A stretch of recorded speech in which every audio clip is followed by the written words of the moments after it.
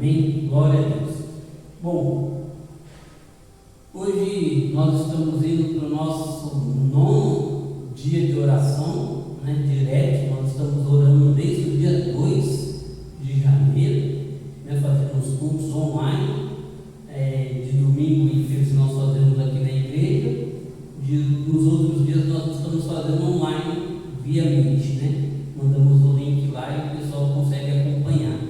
Glória a Deus, teve dias que teve 13 pessoas no culto, então foi bastante gente, nós estamos conseguindo alcançar as pessoas, então glória a Deus por isso. E nos primeiros dias eu falei sobre planejamento, sobre você fazer o seu fundamento na rocha que é Cristo Jesus, como você se organizar, e vim falando. E hoje eu quero falar com você sobre uma coisa que é certeza que vai acontecer na sua vida nesse ano de 2023. Não estou profetizando o caos, não quero ser profeta do caos, não quero ser profeta da desgraça, não é isso, mas é certeza que vai acontecer. Tenho certeza que em 2023, nesse ano de 2023, vai ter momentos que vocês vão estar buscando algo de Deus, vocês vão estar orando por alguma coisa e vai parecer que aquilo não vai acontecer, vai parecer que aquilo está muito distante da realidade, vai parecer que aquilo não é para acontecer ou que está muito longe de acontecer. E Deus, Ele tem uma orientação para nós quando isso acontecer. Deus, Ele nos prepara para esses momentos. A ideia da nossa ministração nesses 12 dias é isso, é preparar você para os 12 meses.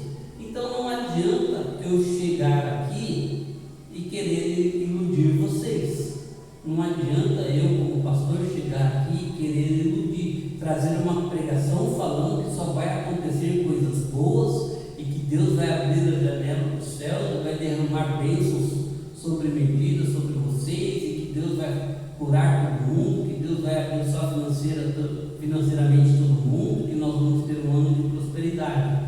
Glória a Deus se isso acontecer, mas eu seria muito leviano se eu fizesse só isso, porque o próprio Jesus disse: no mundo tereis aflição, mas tem bom ânimo, porque eu venci o mundo. Então, se Jesus orientou os apóstolos que eles teriam aflição, não sou eu que vou falar que nós não vamos ter, porque nós vamos ter aflição, porque acontece. A Bíblia diz que o sol nasce para o injusto e para o justo, que a chuva cai no justo e no injusto. Então, por exemplo, hoje nós tivemos um vendaval em São Paulo, uma chuva muito forte. Teve lugares na zona norte, zona sul, zona central de São Paulo que alagou. Cruzeiro do Sul alagou, Vila Madalena, perto do Beco do Batman, alagou tudo. Então teve vários lugares que alagaram. Campinas, cidade de Campinas, teve teto de posto de gasolina que caiu. E quem se molhou? Quem era crente, quem não era crente. Estava na rua, molhou. Estava na casa, construiu a casa perto de um lugar que você pode ser crente, você pode não ser. Está na beira do rio, vai encher, vai alagar todo mundo. Então, a Bíblia nós temos que orientar as pessoas que vão passar por dificuldade, mas há uma diferença quando você é cristão, há uma diferença quando você é um crente que busca, em primeiro lugar, o reino de Deus. Você pode passar por aflição, mas você não vai sair dela afligido, você vai sair dela vitorioso, você vai sair dela abençoado. Amém? Então vamos abrir lá no Velho Testamento, coisa difícil de acontecer eu ministrar no Velho Testamento, mas vamos abrir lá no Velho Testamento, 1 Reis, capítulo 18. 1 Reis, capítulo 18, nós vamos ler o versículo 41 em diante. Amém?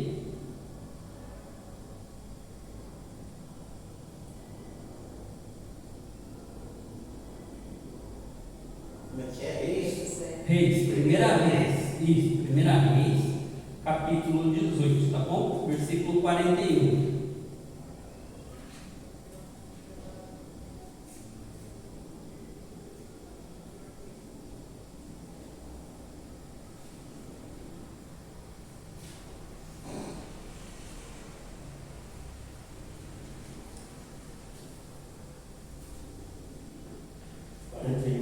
Isso, versículo 41, capítulo 18, versículo 41. Vou iniciando a leitura, tá bom? Elias disse a Acabe: vá comer e beber, pois ouço o barulho de chuva pesada. Então Acabe foi comer e beber, mas Elias subiu até ao alto do monte Carmelo, dobrou-se até o chão e pôs o rosto entre os joelhos. Vá e ore em direção ao mar, disse ao seu servo. Ele foi e olhou. Não há nada lá, disse ele. 7 vezes Elias mandou: volte para ver. Na 7ª vez o servo disse: uma nuvem tão pequena quanto a mão de um homem está a se levantando do mar. Então Elias disse: vai dizer a Acabe: apressa-te, prepare o seu carro e desça antes que a chuva o impeça. Enquanto isso, as nuvens escuras apareceram no céu e começou a ventar e a chover forte. Acabe partiu de carro para Jezreel. O poder de Deus veio sobre Elias e ele prendendo a capa com o cinto, correu frente a Acabe por todo o caminho até Jericó. Amém? Senhor, em nome de Jesus, nós lemos a Tua palavra, pedimos que o Senhor ministre ao nosso coração aquilo que o Senhor tem para nós, em nome de Jesus. Glória a Deus. Vou só contar para vocês um pouquinho aqui do que se passava nesse momento aqui. Elias, ele tinha desafiado os profetas de Baal. Faziam 3 anos e meio que não chovia naquela região, porque Elias deu uma palavra para o rei. Tão certo quanto vive o rei, ó Acabe, 3 anos, o rei, o Deus qual eu vivo, face a face, 3 anos e meio não vai chover. E não choveu durante 3 anos e meio. E aí Elias desafia os profetas de Baal. Eles vão no monte. Elias fala para eles assim: ó, o Deus que responder com fogo vai ser o Deus de Israel. E os adoradores de Baal, os outros deuses, fizeram sacrifícios, se cortaram, se batiam e nada acontecia. E Elias foi lá, dobrou o joelho, orou e veio o fogo do céu. Naquele momento, Elias passou aquilo. Elias mata os profetas e Elias vai conversar com o rei. E Elias fala para eles: ó, vai chover. Lembra? 3 anos e meio sem chuva. E Elias fala para o rei Acabe: olha, vai embora porque eu estou ouvindo um barulho de chuva pesada. Vai chover. Mas não parecia que ia chover. E Elias sobe ao monte para orar pela chuva. E Elias manda o moço dele lá 7 vezes, como nós lemos aí. Vai a primeira vez, olha, vai em direção ao mar, nada.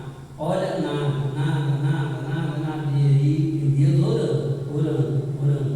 Na última vez, ele viu uma nuvem do tamanho da mão de um homem. E muitas vezes isso acontece conosco. Nós começamos a orar por um milagre, e isso vai acontecer em 2023. Por isso que eu falei para vocês, Deus está nos preparando, porque por muitas vezes em 2023 você vai estar orando por um milagre, você vai estar orando por algo sobrenatural acontecer, e vai parecer que nada está acontecendo, e você vai orar a primeira vez e nada, e orar a segunda, nada, a terceira e nada, a quarta e nada, a quinta e nada, a sexta e nada, mas de repente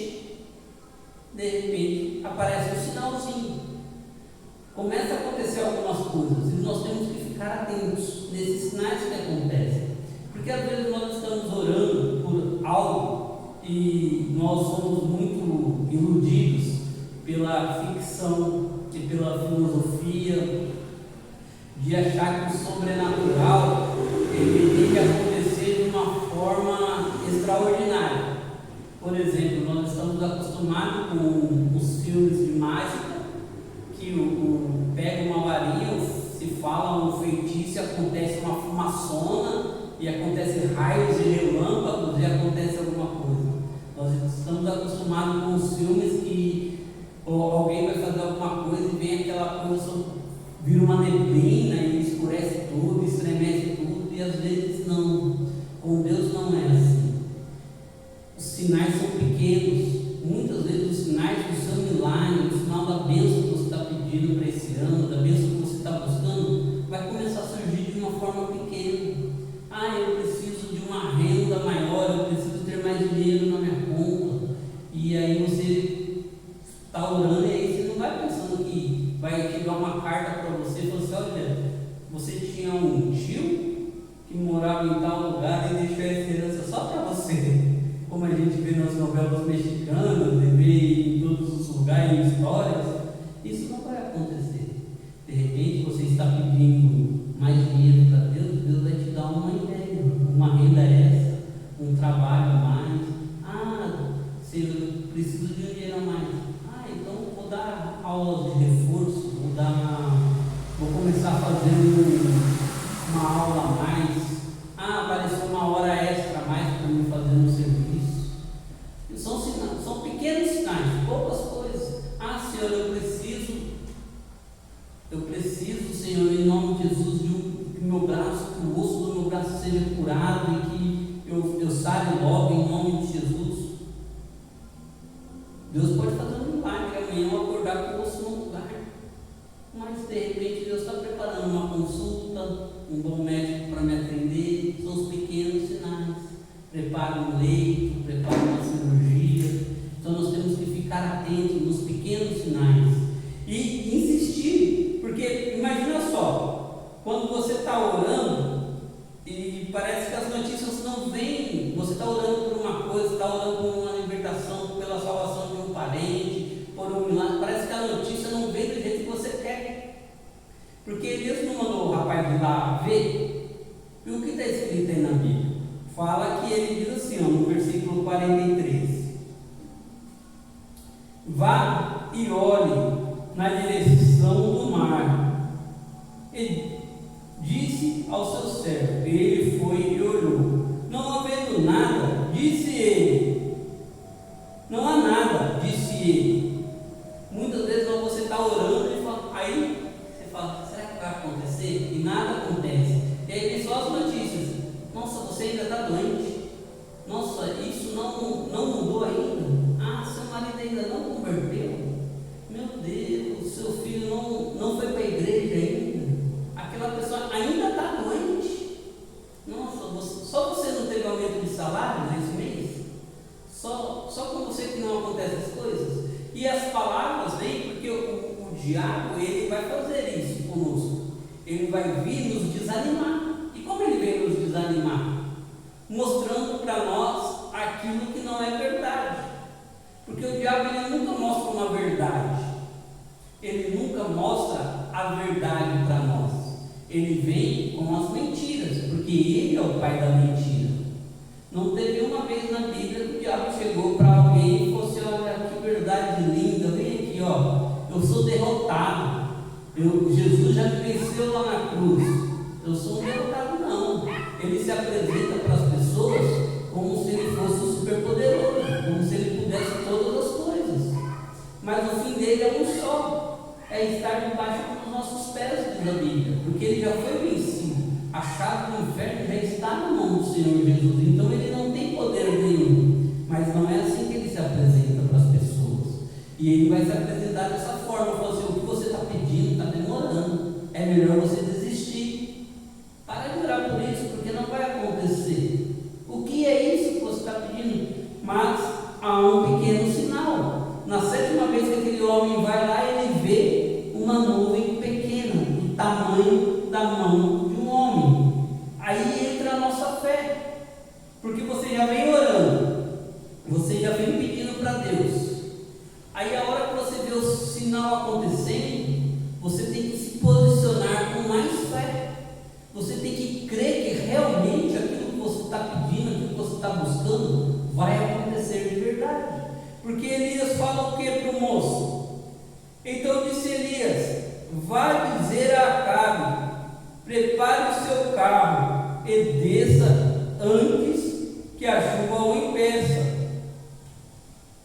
Era só uma nuvem do tamanho da mão de um homem. Elias já enxergou uma grande chuva, uma chuva enorme, que ia impedir o próprio rei de chegar até onde ele queria. E muitas vezes nos falta essa fé. As coisas começam a acontecer na nossa vida, as coisas começam a andar na nossa vida, nós começa a dar certo as coisas e nós paramos no meio do caminho, porque nós não entendemos e nós temos que aplicar mais fé, nós temos que enxergar aquilo como pronto. Por exemplo, vou dar um exemplo simples para vocês. Hoje nós estamos aqui em 3 pessoas. Imagina se eu pego e falo assim: ah não, eu não vou ficar abrindo a igreja e ministrando apenas para 3 pessoas. Eu não vou fazer isso. Eu só vou abrir a igreja na hora que a igreja tiver 20, 30, 40 pessoas. Ei, mas se eu não olhar pela fé, essas cadeiras cheias, se eu não olhar pela fé, essa igreja cheia, pessoas ministrando louvor, cantando, fazendo a obra de Deus, isso nunca vai acontecer. Imagina se eu desanimo. Imagina se eu pego e falo assim: ah não, nós estamos em poucas pessoas, é melhor fechar a igreja, é melhor parar com isso, nós vamos deixar de ser abençoados. Eu vou impedir que a multidão que Deus tem para esse lugar venha. Por quê? Por conta de incredulidade, por eu olhar com os olhos humanos e não entender. Em João 6, vamos lá para o Novo Testamento, Evangelho de João, capítulo 6. Evangelho de João, capítulo 6. Nós vamos falar um pouquinho da primeira multiplicação dos pães.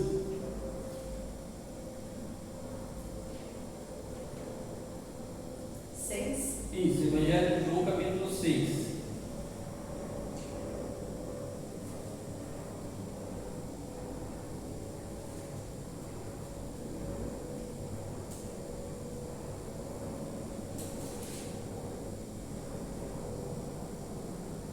Versículo 9, versículo 8. João 6, versículo 8. Outro discípulo, André, irmão de Simão Pedro, tomou a palavra: aqui está um rapaz com 5 pães de cevada e 2 peixinhos.